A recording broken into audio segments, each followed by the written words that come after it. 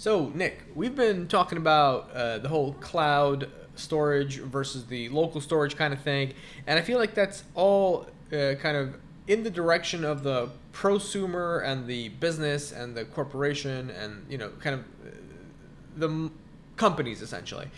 When it comes to our kind of regular subscriber, our regular kind of viewer, people like you and I, we're not necessarily looking to buy like storage arrays and multiple hard drives to do backups. Like in my opinion, and let me know what you think of this, I feel that the average Joe doesn't have to buy a cloud storage, whether it be Google Drive, iCloud Drive, Microsoft Drive, or the other numerous kind of cloud storages.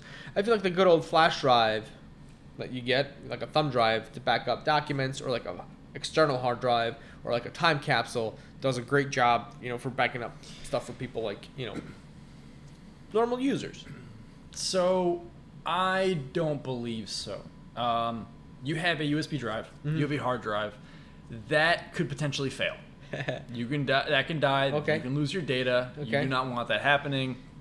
Cloud storage, yet you don't really want to pay for it, but most of them have enough space on them already. So if you go with Google, they'll give you 15 gigabytes of cloud storage. Okay. For the average Joe, like you said, that should, I think, be more than enough for them. For the two of us, we have way more data. Oh, dude, just us? My mom has like 700 pictures of her cat. You know what I mean? That's true. But there is also Google Photos, and if you're an Amazon Prime member, you get unlimited Amazon cloud storage for pictures, I believe, as well. Okay. All right. So there are a lot of different routes you can take for free. Yeah. And also, if you were to pay for it, it's at most for unlimited storage, it's around $5 a month for backup and so on. Why did this cloud nonsense even come about? Like, if we go back into time, all right, and we look at hard drives, there were not too far back, let's say 2007, 2008, kind of recent history. Hard drives were 500 gigs, 256 gigs, a terabyte. And now I feel like the reason the cloud is coming in or trying to become relevant is because of phone storage. An iPhone has, one of the base models is about 16 gigs. Maybe a little bit higher now since they discontinued the smaller models, and I think they're starting off with a 64 gig model right now. But unlike a laptop, you can buy one of the cheapest laptops at Walmart from HP. They have 500 gig storage. 500 gigabytes is plenty for anybody. But I think where people are kind of being funneled into the whole cloud scenario is because they don't have enough storage on their phone to back up their messages. They don't have enough storage on their phone to back up their, cat pictures or, family events and that kind of thing. And people don't want to erase that stuff. They want, they want to hold on to it. So there's that emotional connection. So I kind of feel like they're playing, these companies are playing on the average user to kind of move to cloud storage to get away from, regular storage. But I understand that, which it kind of makes sense at the same time. But there's retention, there's security, right. There's safety of your data, which is really what you're looking for. You're not going to have it on the computer and just leave it there. It's not. I mean, it's secure for the most part. Secure. But okay. You can. That hard drive can fail. You can lose all those cat photos, like you said. All right. So look at Equifax. Well, or Yahoo. Is that secure comparatively? No. You know what I mean? I mean, I know anybody can be hacked. Yeah. Just matters on who's harder than the other. That's pretty much what it is. Who's hard? Yeah. That was one hell of an expression. But that's pretty much it. Here's the other thing. I am an average Joe. Nobody wants to look at my data as an individual. If I was somebody like Steve Jobs or Tim Cook or Craig Federighi or Bill Gates, I'm sure that the hackers would be kind of aimed in my direction. But being an average person, there's no interest really in hacking me. unless I have some significant bank account, which believe me, I don't. And it's that kind of thing where as a user, while you're storing data in the cloud, nobody's going to want to try to hack you if you're just a regular, everyday person. I mean, you never know that until it happens to you. I mean, that's just my thought. I mean, once it happens to you, then you're like, why me? No, you're right. Yeah. See, like these group mass attacks, right? Nobody targeted a specific Yahoo user. It was Yahoo in general, and let's see how much information we can hoard from Yahoo. And then you're just kind of a victim of the whole kind of scenario. There are people who get hacked on a individual level.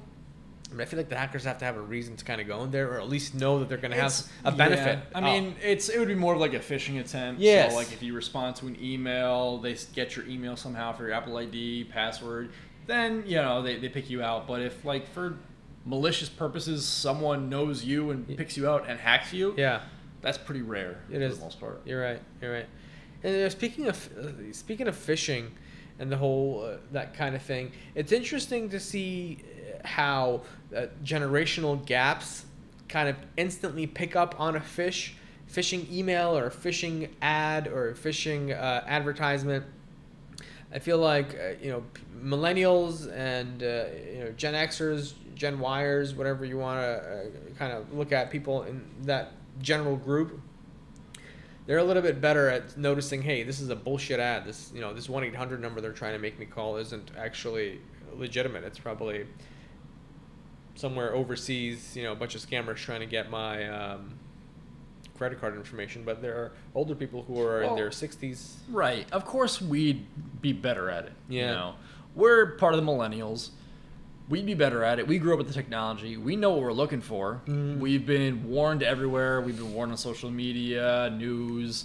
Of course, we'll really understand it. As techies, we really see it. Most of the time, my computer doesn't really have an antivirus or anything like that. I just rely on my firewall for any antivirus, or as an antivirus in a way. I just know not to click on certain sites and links. You don't have an antivirus? I do now. I just kind of use the built-in Windows Defender. Antivirus. Yeah, it works just fine for me, and it is pretty strong for the most part. I mean, it's not the best out there, but it works because I don't click on suspicious links and websites, and I don't download that stuff. You know what's funny that you mentioned that? Just recently, probably day or two ago, maybe more than that, but I started using my Windows machine more than my Mac, and I also have iCloud Drive signed in on my Windows machine, and so I can actually see my files that are in iCloud Drive on my Mac and my PC, so they're kind of all together. And one of the things that Windows Defender started notifying me about was that there was a kind of suspicious software or suspicious file or malicious file on your computer that attempts to collect passwords.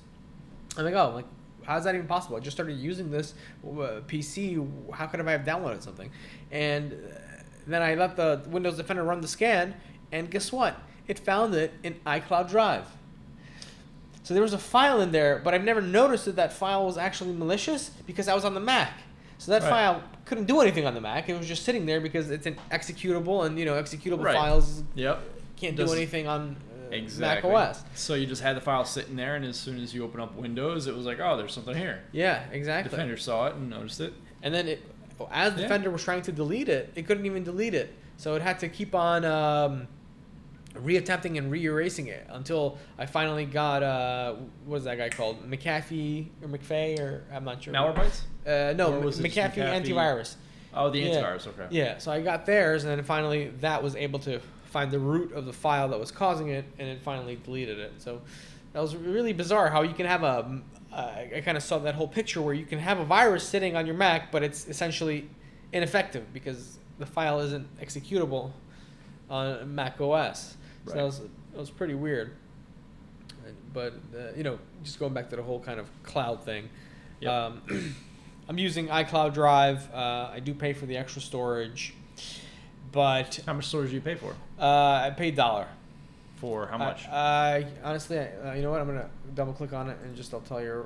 I can't even tell you from here. But I think that the upgraded. I think it's 200 gigs. I think I'm paying for the 200 gigs storage plan on iCloud Drive. That's more than enough space you need for most of your stuff. Yeah. For instance, like this right here, this is my entire iCloud Drive. I don't know if I can tell you what the storage is on it. Let's see, properties. Let's see, it's going up. It's counting. Counting. So right now it's about 53 gigs on my disk, 60 gigs. Yeah. So I think I have the 200 gig plan. And I use that for storing files, not necessarily like pictures, but like screenshots. Right. And then after that, I also have Google Photos, which gives me unlimited right. kind of. Which I use as well, especially from my phone. It just uploads everything from my phone directly to the cloud, which I love. And then I can just view it from the web. I can cast it to my TV. It's great. I really enjoy it. I know actually a coworker of mine does not like using anything Google. Really? He's afraid of being tracked. Uh-huh. He doesn't like any of that stuff. He doesn't want. So what does he Google do with his having pictures? Information. Beats me. I have no clue what he does Really? with pictures. I mean, he probably has his own local storage or his own like. I would assume he just has hard drives backing up of hard drives and stuff like that. But who knows? And he's he's an IT guy. He's not like He's an IT guy. Yeah. Yep. He's actually studying for his certified ethical hacker degree or certification. So, I mean, he's definitely into security. Mm-hmm. Interesting. But, yep. So, are you one of the guys that puts the little sticker over the camera? I despise that. I do not. No. Yeah. Although you can definitely do that. What do you mean you could definitely do that? You can definitely put the sticker over just because it is scary. You never know who's going to be hacking on it. I think it's absurd, man. I think it's Hey, the guy I work with, yeah. He's demonstrated it. I've seen it, so... What do you mean? He's demonstrated that you're sitting on your computer? He was able to... So we took a test laptop, and Right. he was able to go with that test laptop and view the camera. And without lighting up or anything. Windows machine? Yep. Okay, but there was no... So you're saying that there was, in the FaceTime or the kind of webcam, the little green light that usually turns on or the red light, it didn't turn on? No. He was able to bypass that? Yep. I want to meet this person, man. He sounds like a mythical character to me.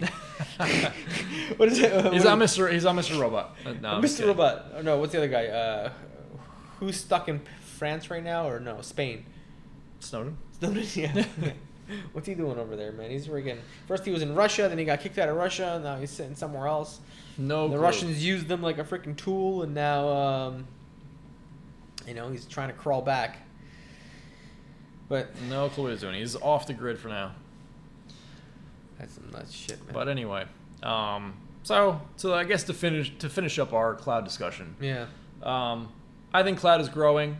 I think it will be, of course, a force. You can't do anything against cloud. It's going to grow. It's your retention backup. It's the way people live now. Right. People can't really afford that much space. I mean, they can. You can get I think there was a 4 terabyte hard drive on sale for $70 the other day. Dude, yeah, no, the drives. But- I think that's my essential kind of defense against it. Why did cloud have to become necessary? Why did somebody see the money in it? Why did a business entrepreneur say, "I'm going to put money on this"? See, so you don't have to hold it. You don't have to buy it. Yeah. You don't have to hold it there. You don't need the physical location, space for the device and the area. You don't need to take care of the electricity costs, the air conditioning costs, everything it is for a server room or even for a device. And you're right. That's going to business, though. And let's say your entire site crashes Right. and your entire site's on fire. You lose all of your data. Fire. I mean, I've said it a million times in this video, Yeah. in this stream. Yeah. You could lose your data, and that's the big benefit of cloud storage. If Right. let's say an entire side goes down, or entire location goes down of servers for Microsoft, they'll just spin up their servers over in Texas. I'm with you on it for the Yeah. business. On the business level, whether it be small business, medium business, large Personal business. Joe for the same reasons. Backup. For the personal Joe, They're not going to think of taking their hard drives, backing it up, and then driving it over to their mom's house and keeping it there. They're not going to start doing that. I mean, some might. Who knows? I mean, there are other methods, of course, of backing up to other locations, but then that's where does average it? Joe. But then where does that stop though? Because I say like, okay, and I'm believe me, I'm doing it. I work in IT, and As much as I don't like the cloud, I use the cloud on a daily basis for pictures, for Yeah. backups, for everything. I believe in it. Right. And the thing is, though, when does it stop? Like, because I mean, essentially, When does what stop? do I no longer need my social security card? Do I no longer need my passport? If I can just scan it and have a digital copy, or have a copy in my You could. iPhone's passbook. You could. And then what happens when one day, poof, some hacker figures out, just like in recent history where there were hackers who figured out the Google Docs thing where they freaking hacked probably over half of Google Drive accounts. I feel like the vulnerability is just so strong. Well, that's what they have two-factor authentication for. You're right. But even the users that did have two-factor authentication on Yahoo, the 6 billion people that lost all their data, I was one of them because I have two Yahoo accounts from 2007 Yep. and 8. I had two-factor authentication and all my stuff is gone. I feel like you're more prone to being a victim of data loss or data breach using these cloud services, only because they don't attack one person at a time. They just freaking go for the entire mass and they just kind of suction it all in. Then Right. they have an algorithm kind of deciphering all of it. Right. Yep. With my hard drive that I plug in and I back up with, it's mine. There has to be a fire in my house. There has to be an intruder. There has to be a water spill on it. Something physical has to happen to it, in order for me to lose my information. So I mean, that's my kind of gripe with the whole cloud thing. And even though I'm a sucker for it and I like to access my stuff from all over the place, but I mean, that's just you. You're paranoid. You're paranoid of the hackers. That's just you. I mean, I don't and like to think of that I that way. completely understand it. Completely understand it. I want to start building my own cloud just for the heck of it, just for fun. Who knows? I might store data in it, but I use the cloud for the most part. I'm just afraid I'm going to run out of storage on there. But by that time, who knows? They might grow and become free. Who knows? Google Drive might become 20 gigs. You never know. I mean, as storage gets cheaper, the storage grows too in the cloud. What about self-creation cloud, like own cloud? Well, that's the local. That's local to your. That's still local. Yeah. Yeah. So that's still considered Yeah. local. Even though, you're right. Yeah. You can access it from anywhere, but it's still Still technically local at your office or home, wherever you set it up. But then if you bump that up another level, isn't the company that's providing my storage for me still have it locally somewhere? But it's redundant across the country. So you take Google. Google has location, let's say, on the East Coast, on the Central. Then they have it on West Coast. They have probably multiple East Coast. So if one goes down, the other one spins right up and takes over your data and provides it to you. Holy crap. So essentially, I never thought of it that way. So their redundancy isn't it like that they have two server No. racks in the same No. building. They have If just- that building gets destroyed, all the information is still totally live. Exactly, yeah. Oh wow. I didn't know it was that freaking big.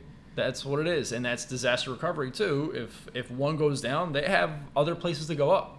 They have backups upon backups upon backups. I mean, backing up your data is probably one of the most important things you can do. That's amazing.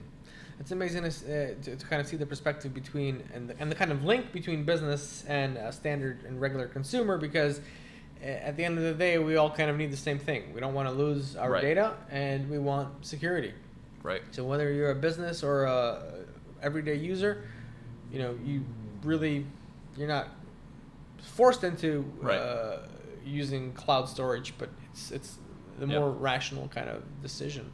So just as an example, the company I work for, they sell a device called the Datto. I'm sure you heard of Datto. Datto, before, right? yes. It's a backup Connecticut device. based. Yes, it is.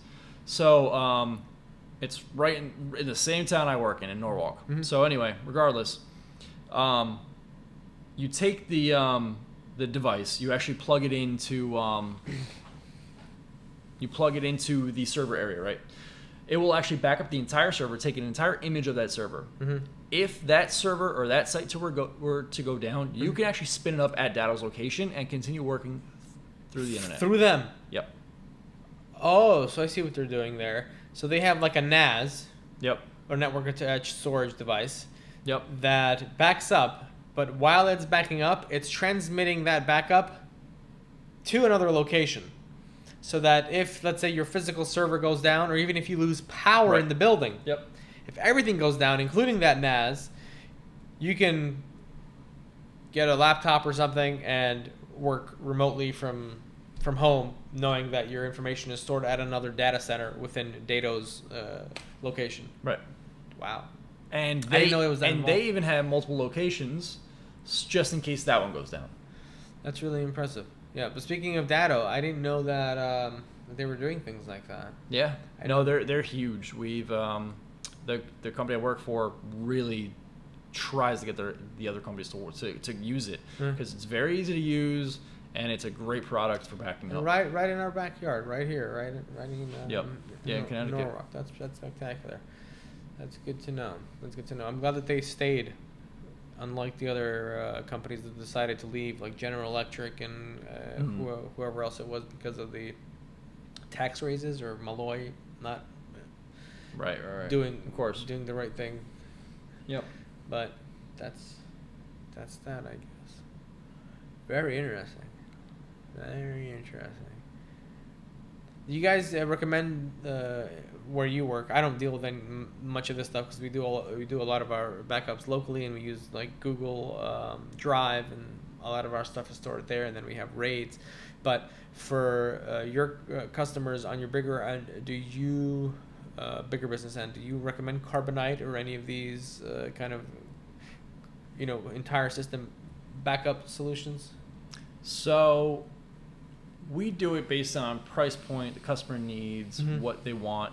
On a personal level, we've done things such as CrashPlan and Backblaze, which are the same thing as Carbonite. We've seen Carbonite out there as well because we deal with a lot of customers. Walton Mossberg is a big fan of this Backblaze backups because they're really cheap, but it's like $5 a month. $5 a month and you get unlimited storage. It's tremendous. It's CrashPlan is the exact same too.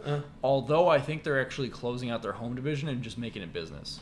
But anyway, currently what we do is Mozy. So what Mozy does is Mozy Pro. So it's actually a backup solution as well. They have their own reseller type client where you can actually have different sections for clients and then have multiple agents under each section. So let's say I have a company called Bookstore, whatever. I go to Mozy, I use Mozy, create their account, Bookstore.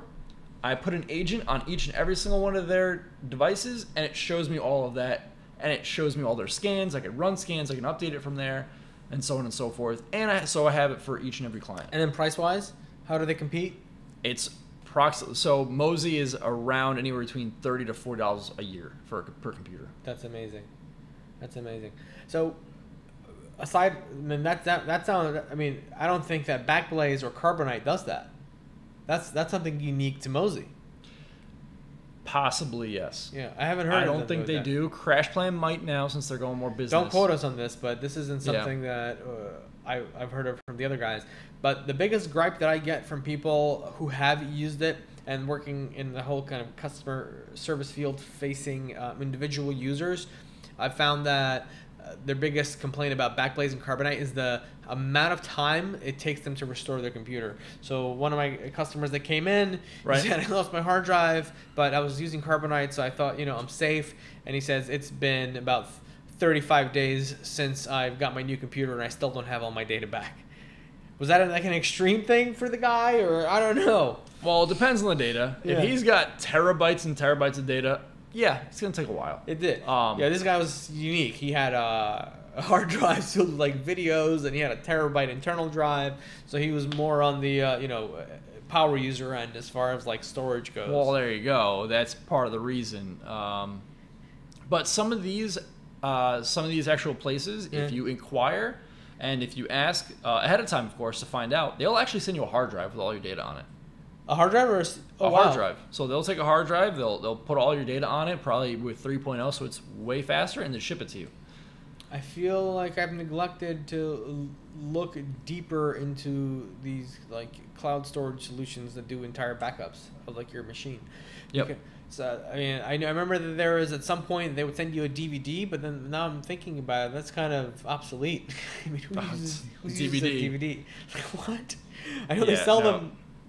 Most people have over 4.7 gigabytes of data on their drives there. That's pretty interesting. Yeah, man. And and now thinking about it, as far as like cloud goes, when is the last time that you went to? This is a whole nother level of cloud. But when was the last time that you went to Best Buy and bought a DVD? I haven't. I don't know why I would. If I want to get a movie, I'm on iTunes. So some people do it for collecting purposes. To have that physical... Exactly. In a shelf. In a shelf. So that's one reason. Yeah. 2, you can get it cheaper sometimes than digital download. If Walmart's got a deal on it, you can get it for $5 or something like that. That's good, yeah. And then the third reason, some people don't know how to download. They just have a DVD player or a Blu-ray player, and they just throw it in there. That's a good point. So those are my 3 observations of it. I don't buy them. I download them, of course. I rent them out and download them, stream them. Yeah. Yeah. And the other thing is,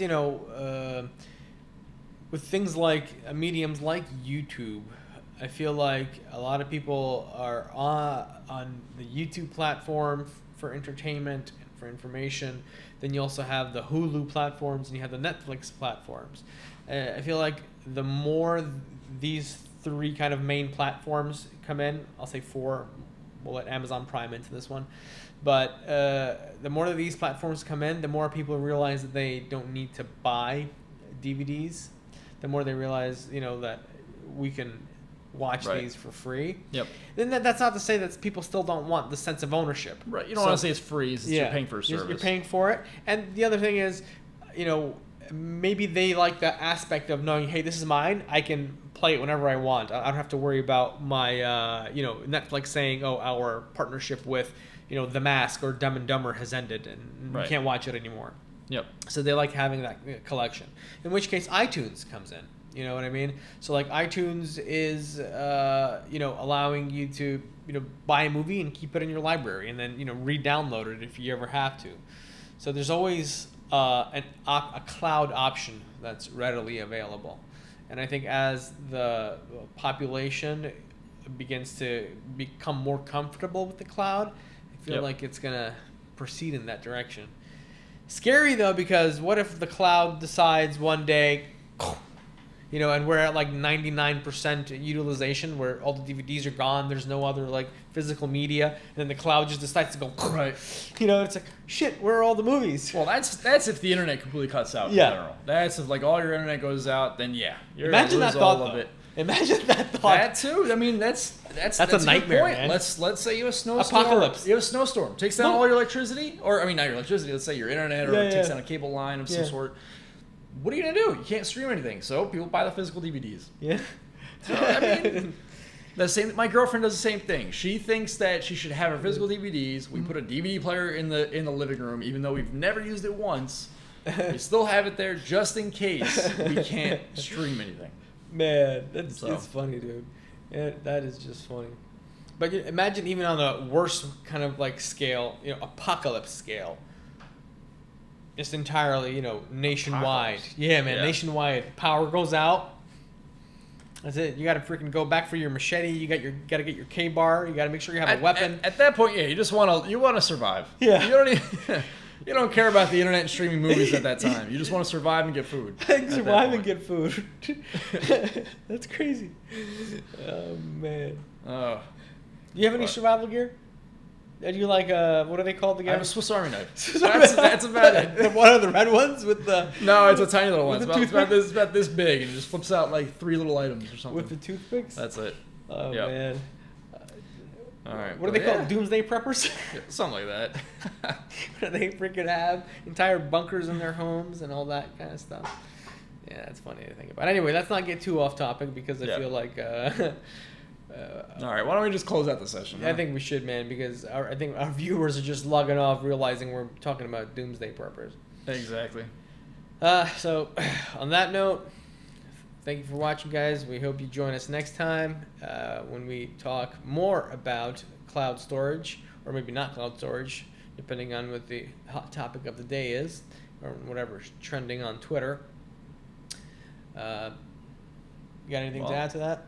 No, that's about it. We said our due and are looking forward to the comments. That's about it. Yep. Yo, before we go, we got to throw out a quick shout out to our homeboy Tony M. Or known as Gentone. Gentone, as he is, right, better known by his closer comrades. So Tony is, we go way back to the days of the Apple. Apple, not even Apple. Where were we before that? Before that, well, I grew up with him in school. We were up in school. Oh man. I grew up in school, so.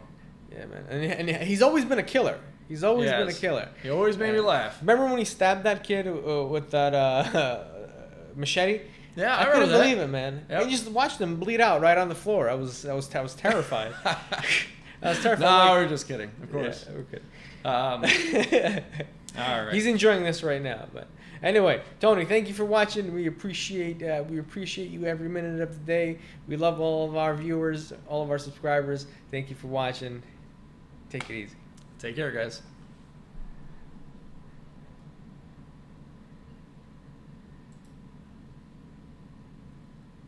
I can't believe he was actually watching. Dude, go back to OBS. I can't figure out how to do it. Left. Are we still streaming? Probably.